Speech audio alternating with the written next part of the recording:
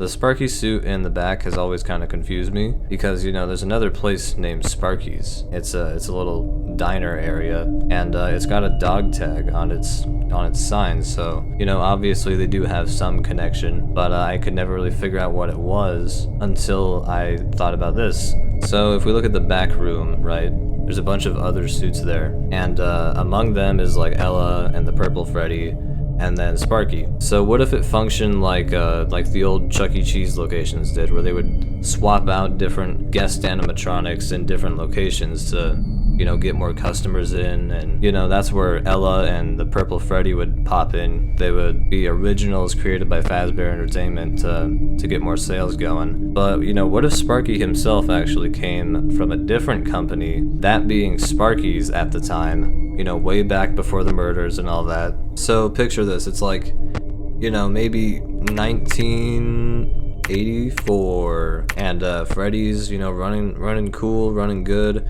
But they're like, hey, we need a new thing to keep people coming in. So they go over and look at this place called Sparky's Diner, right? And they're like, hey, you got a robot, or, you know, maybe they don't. Maybe they don't even have an animatronic. But hey, you got this dog character.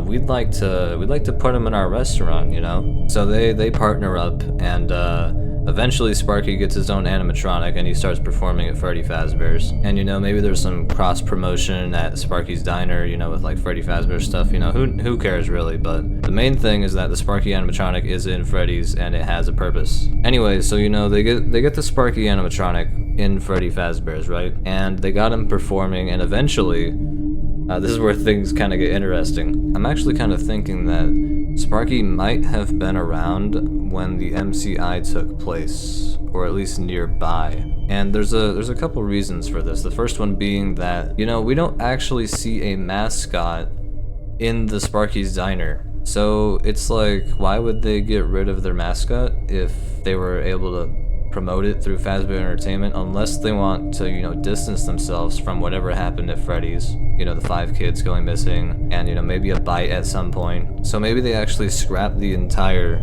Sparky or, you know, dog character because they wanted to distance themselves from Fazbear as much as possible. Which leads me to believe that, you know, maybe the suit was in use at the time of the MCI happening, which would kind of explain why they don't want that mascot coming back. Because if you look inside like any shot we get inside the diner, there is no trace of anything related to a dog. Like, absolutely nothing. The only thing is that sign in the front with the dog tag on it. So yeah, you know, at some point in the 80s, whenever Freddy's was open, this diner, you know, whatever it was back then, company just decides to, you know, partner up with Fazbear Entertainment, get an animatronic there to promote their establishment. Or honestly, it could have even been a rival animatronic joint, you never know. But maybe they crossed over their bands or something. Maybe Sparky had his own little entourage of other animals, you know, maybe he had Candy the cat in there. You really could have that be a thing if you wanted it to be. We don't really have evidence of that, it's just kind of a fun thought. Either way, you know, they partner up with Freddy's, and yeah, then shit goes wrong, as we know, and, you know, they eventually pull out and probably get rid of the mascot to kind of make the public forget that they partnered with Fazbear Entertainment because of all the crap that went down there. Anyway, I'm not really sure if this guy's name is Sparky, though, because we don't actually get a name drop for him anywhere in the movie. Of course, I do believe he is connected to Sparky's Diner because the sign out front of the diner has a dog tag on it and it says Sparky's. But I'm not really sure if that's his name because, you know, it could just be the name of the place. You know, maybe the dog is named something else, like Rufus, you know, dog names. I mean, I am gonna assume his name is Sparky.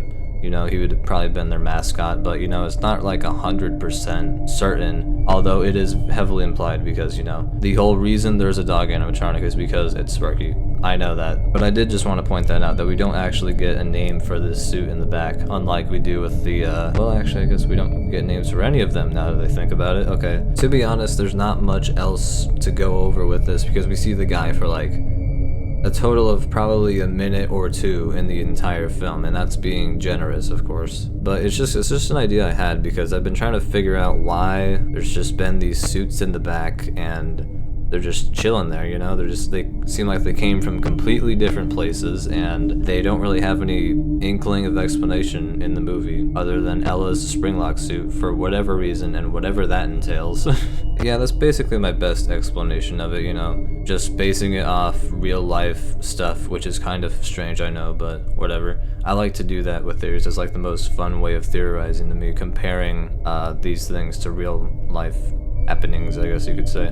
But yeah, let me know what you guys think. I don't know. I don't really have many other ideas like this, but I could probably come up with some if you guys want to see more. But yeah, I'll see you guys with whatever I make next. Probably, I had another FNAF idea.